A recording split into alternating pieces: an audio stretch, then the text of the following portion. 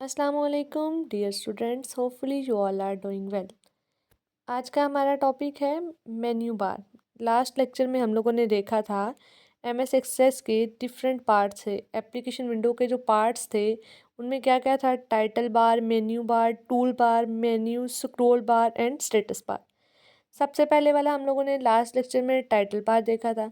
अब है next one menu bar. Menu bar title bar के बिल्कुल नीचे जो विंडो होगी, जो आपकी लाइन शो होगी, एक थिन सी लाइन शो होगी जिसमें डिफरेंट टास्क, जिसमें डिफरेंट एप्लीकेशन लाइक वर्ड्स जो हैं, जिसमें डिफरेंट कमांड्स ग्रुप होंगी जो डिफरेंट टास्क परफॉर्म करेंगी, तो वो क्या है, मेन्यू बार। मेन्यू बार किस तरह से होगा, जिस तरह से हमारे पास रेस्टोरेंट का एक मेन्यू है जिसमें से हम लोगों ने इतनी सारी ऑप्शंस दी गई हैं, आप उसमें से कोई एक अपनी मर्जी की सिलेक्ट कर सकते हैं। इसी तरह से मेन्यू बार में भी होता है। जैसे आप लोगों की व्हाट्सएप की स्टेटस पॉलिसी देखें तो आपके आ रहा होता है कि स्टेटस पॉलिसी में सबसे पहले आता है कॉन्टेक्ट्स, ऑल, ग्रुप, कम्युनिटीज़। तो ये क्या है आपके पास, इसमें से आपके पास इतनी सारी ऑप्शंस हैं। आपके पास टाइटल बार के नीचे, व्हाट्सएप के टाइटल के नीचे आपको मेन्यू दिया गया है।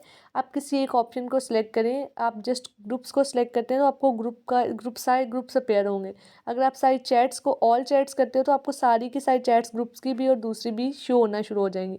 तो मेन्यू बार क्या है, मेन्यू बार टाइटल बार के बिलो है, जिसमें आपके पास डिफरेंट टास्क परफॉर्म करने के लिए कमांड्स दी जाती हैं।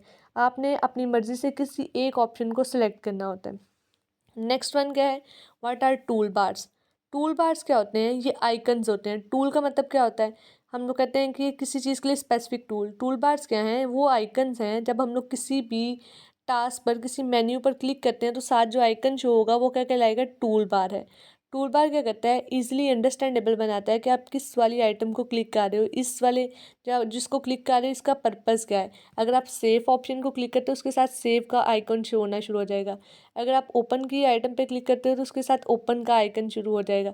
ये क्या है, ये आपके पास डिफरेंट आइकन्स हैं जो शॉर्टकट्स प्रोवाइड करते हैं एमएस एक्सेस में। डिफरेंट कमांड्स के लिए शॉर्टकट प्रोवाइड कर रहे होते हैं। उसके बाद नेक्स्ट वन आता है आपके पास स्क्रॉल बार।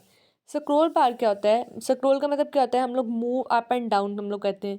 तो स्क्रॉल बार को हम लोग किस लिए यूज़ करते हैं, विंडो के अराउंड मूव करने के लिए। लाइक अगर हम लोग पेज को स्क्रॉल डाउन करना चाहते हैं, अगर हमारे रिकॉर्ड्स 100+ रिकॉर्ड्स हैं, आप चाह रहे हो कि पहले 10 सिर्फ आपकी स्क्रीन पे शो हो रहे हैं, तो आप अपनी विंडो पे स्क्रॉल करना चाह रहे हो, तो आप क्या करोगे, स्क्रॉल बार के थ्रू एक थिन सी लाइन होगी जिसको आप स्क्रॉल करके नीचे लेके आएंगे और बाकी रिकॉर्ड्स को देख सकते हैं। स्क्रॉल बार क्या है, मूव करता है विंडो के अराउंड। मूव करने के लिए हम लोग कंटेंट अगर तो सारी स्क्रीन पे फिट नहीं हो तो हम लोग स्क्रॉल बार को यूज़ करते हैं। उसके बाद है हमारे पास, ये तो आपके हो गए 5 पार्ट्स एमएस एक्सेस के।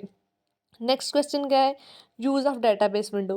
कि डेटाबेस विंडो का यूज़ क्या है एमएस एक्सेस में।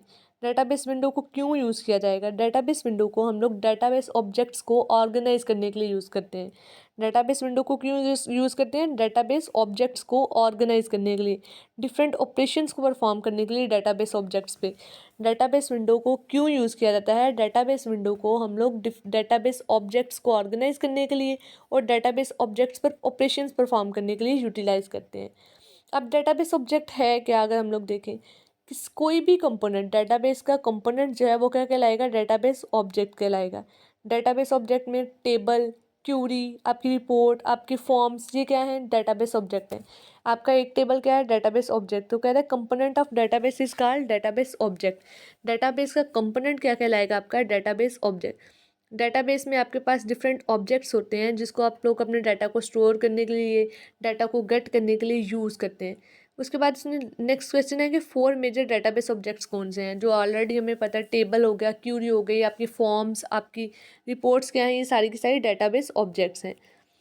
अब टेबल्स क्या हैं हमारे पास, हम लोगों ने टेबल कह रहे हैं कि टेबल जो है एक डेटाबेस ऑब्जेक्ट है। तो टेबल का मतलब क्या है, टेबल में क्या होता है, हमारे पास रोज एंड कॉलम्स होते हैं। रोज क्या करती हैं, आपके डाटा को स्टोर करती हैं। सबसे पहले टेबल क्या है, एक डेटाबेस ऑब्जेक्ट है जो आपके डाटा को स्टोर करने के लिए यूज़ करते हैं हम लोग। इसमें रोज एंड कॉलम्स होती हैं। रोज क्या रिप्रेजेंट करती हैं, रिकॉर्ड्स। रोज रिप्रेजेंट करती हैं रिकॉर्ड्स को, और कॉलम किसको रिप्रेजेंट करते हैं, आपकी फील्ड को, आपकी फील्ड वैल्यू को, आपके पार्टिकुलर रिकॉर्ड को कौन सा रिप्रेजेंट करता है, कॉलम रिप्रेजेंट करता है। उसके बाद आपके पास नेक्स्ट क्वेश्चन है, क्यूरी क्या होता है। हमने कहा डेटाबेस ऑब्जेक्ट्स हम लोग देख रहे हैं ना, डेटाबेस ऑब्जेक्ट कौन कौन से हैं, टेबल, क्यूरी, फॉर्म्स और रिपोर्ट्स। टेबल हमने देख लिया, इसमें रोज एंड कॉलम्स होते हैं जो डाटा को स्टोर और ऑर्गेनाइज करने के लिए यूज़ करते हैं।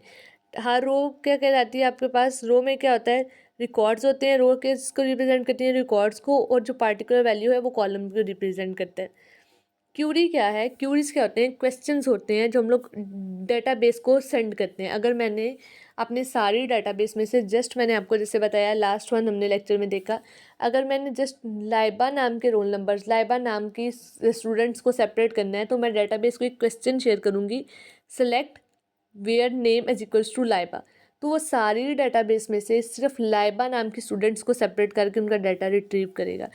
तो क्यूरी क्या होता है, क्वेश्चन होता है, क्वेश्चन लाइक स्टेटमेंट्स होती हैं जो हम लोग डेटाबेस को शेयर करते हैं डीबीएमएस डेटाबेस मैनेजमेंट सिस्टम को रिट्रीव करने के लिए, डाटा को रिट्रीव करने के लिए वो क्वेश्चन जो हम लोग डेटाबेस को शेयर करते हैं क्या कहलाते हैं, क्यूरीज कहलाते हैं। उसके बाद नेक्स्ट वन है how query is design, query को किस तरह से डिज़ाइन किया जाता है, कि क्यूरी कहाँ डिज़ाइन होती है। तो क्यूरी एमएस एक्सेस की किस विंडो में डिज़ाइन होती है, डिज़ाइन व्यू। वो भी ऑलरेडी डिज़ाइन व्यू के नाम से एक विंडो बनी होती है, एक आइकन बना होता है। आप डिज़ाइन व्यू की विंडो ओपन करते हैं, आप वहाँ पे अपने टेबल का नाम बताते हैं, फील्ड का नाम बताते हैं और क्राइटेरिया बताते हैं कि आप क्या सिलेक्ट क्या करना चाह रहे हैं, आप डेटाबेस में से क्या तलाश क्या करना चाह रहे हैं। तो वो आप अपना क्राइटेरिया बताएंगे और आप अपने डिज़ाइन व्यू विंडो में आप अपनी क्यूरी जनरेट करते हैं। उसके बाद फॉर्म क्या होता है, फॉर्म क्या है, डेटाबेस ऑब्जेक्ट है, हमने यही कहा था डेटाबेस ऑब्जेक्ट है, लेकिन ये किसके लिए है, यूज़र के लिए। फॉर्म्स, हम लोगों को फॉर्म मिलते हैं तो हम लोग यूज़र्स होते हैं, हम लोग फिल करते हैं। तो डेटाबेस ऑब्जेक्ट है, फॉर्म एक डेटाबेस ऑब्जेक्ट है जो यूज़र्स के लिए यूज़र इंटरफेस है, यूज़र्स के लिए डिज़ाइन किया गया, यूज़र इंटरफेस के लिए डिज़ाइन किया गया कि यूज़र्स उस इन्फॉर्मेशन को फिल कर सकें। जैसे यूज़र उस इन्फॉर्मेशन को फिल करता है वो फॉर्म का डाटा ऑटो जाकर टेबल में सेव हो जाएगा। फॉर्म क्या है, एक डेटाबेस ऑब्जेक्ट है जो कि यूज़र इंटरफेस लाइक यूज़र्स को इंटरेक्ट करने के लिए, कि यूज़र उन फॉर्म्स को फिल करें और वो फॉर्म्स का डाटा कहाँ सेव होगा, आपके टेबल्स में। वो फॉर्म्स का डाटा हम लोग एडिट भी कर सकते हैं, अपडेट भी कर सकते हैं, डिलीट भी कर सकते हैं उन टेबल्स में से। तो फॉर्म आपका क्या है, एक डेटाबेस ऑब्जेक्ट है जिसको हम लोग यूज़र इंटरफेस प्रोवाइड करता है कि यूज़र उसके साथ इंटरेक्ट कर सके। आज का लेक्चर यहीं तक का था, कल मिलते हैं एक नए लेक्चर के साथ, तब तक के लिए अल्लाह हाफिज़।